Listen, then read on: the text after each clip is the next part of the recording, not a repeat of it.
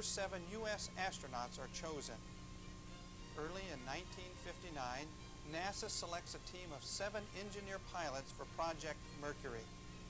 M. Scott Carpenter, L. Gordon Cooper, John Glenn, Virgil Grissom, Walter Schirra, Alan Shepard, and Donald Slayton.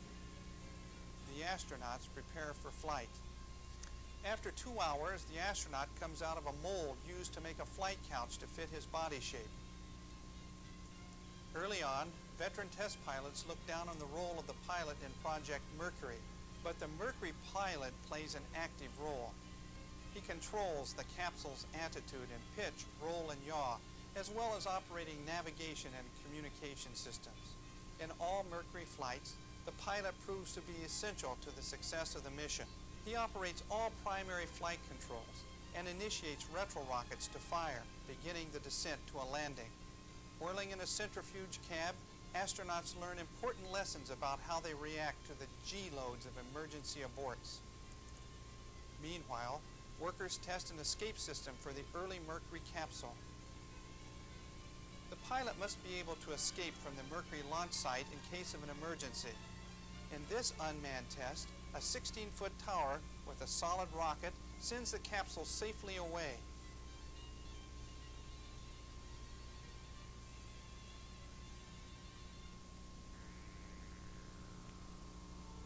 During this test, a rhesus monkey is aboard.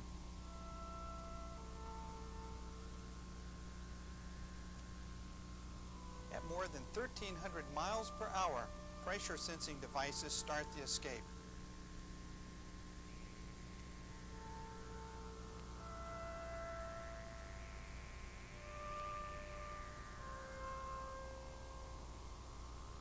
Extensive Mercury program research and development continues.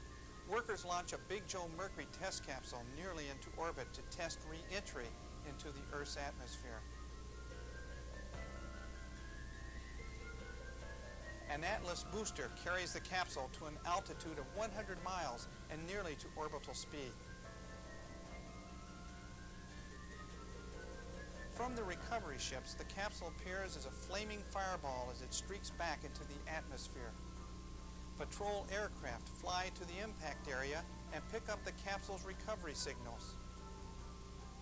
2 destroyers race to the area.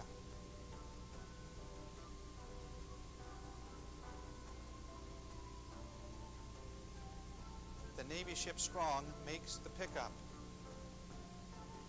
The capsule survives its re-entry in excellent condition.